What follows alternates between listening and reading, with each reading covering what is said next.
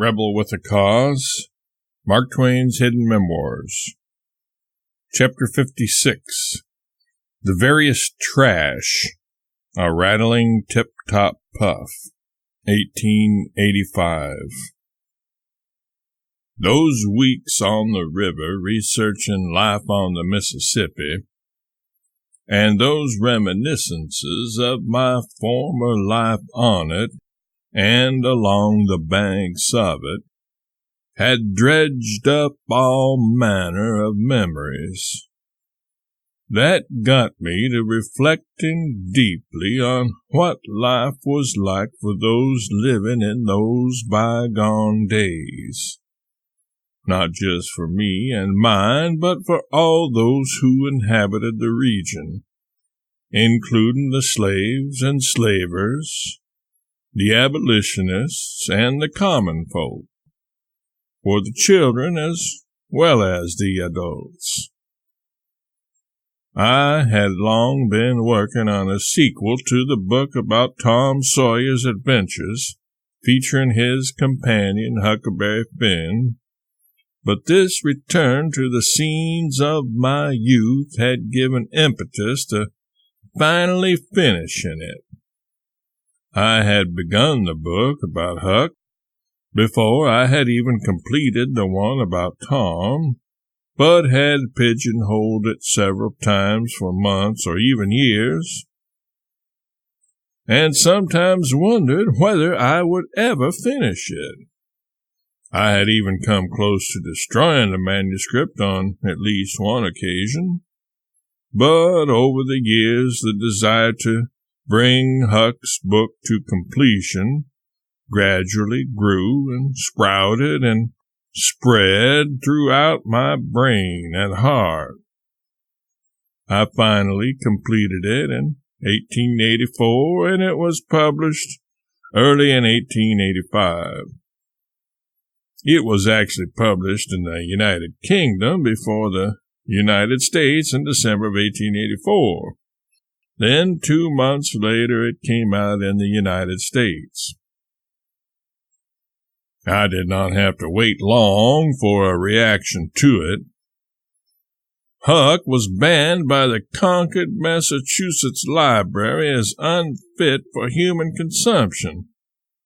Those wise heads weighed it and found it wanting, even referring to it as the veriest trash.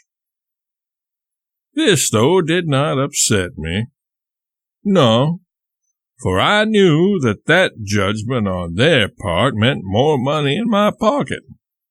The ban would sell my books, due to the free publicity and curiosity that Huck's expulsion provoked. Other libraries followed suit. In order to read Huck, those who felt the need to discover for themselves why Huck had met with such disapprobation would need to purchase the book, rather than borrow a copy of it from their local library. I estimated another 25,000 sales would come as a result of that ban. If only every library in the nation would have banned and panned that wild child of my brain. In earlier years, it was first Bret Harte who had helped me edit some of my works, mainly The Innocents Abroad. Later, Howells assisted me in stylistic matters.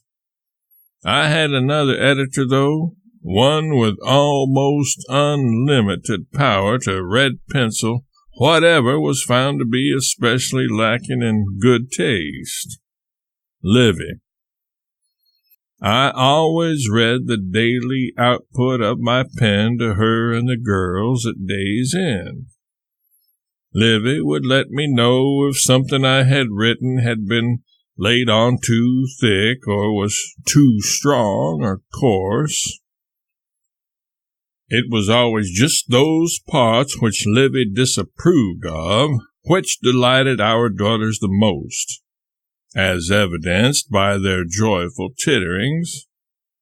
Livy, that pitiless executioner of deliciously vulgar statements, would forcefully scratch out these parts with her pencil.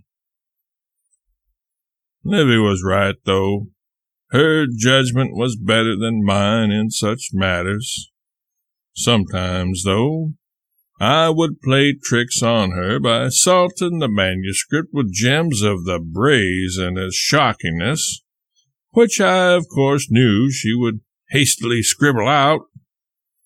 I had no intention of leaving these in the manuscript in the first place, but reveled in the violent way she would heartlessly evict those passages from the fruits of my laborious toil. On one or two occasions, though, you could have knocked me down with a feather when she let some things pass unexpurgated, which I later quietly removed myself. That reminds me of another occasion related to Huck Finn. Perhaps it doesn't really belong here, but it shows how writing that book affected my life and that I myself derived pleasure from reading it.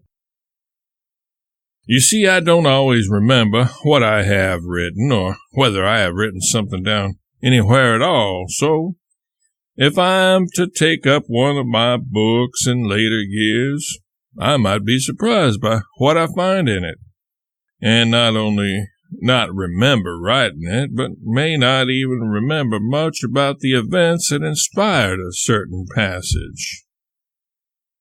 An advantage of these forgetfulnesses was that they sometimes afforded me unabashed and unashamed delight as I discovered delicious passages in certain of my works. Such was the case one day when I was sitting in a chair by an upstairs window reading from one of my books. Livy came up and caught me laughing uproariously over something on the page under my glance.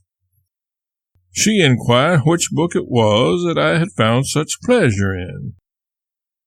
Shaken out of my reverie by this unwanted inquiry, and too embarrassed to admit that it was a book of my own, I averred that I did not know which book it was or who the author was, and that I had simply grabbed a volume from the shelf without looking at its title and opened to a random page. Curious, she looked over my shoulder, only to discover that it was Huck Finn that I was reading. She told me that I should be ashamed of myself for this wanton display of self-congratulation.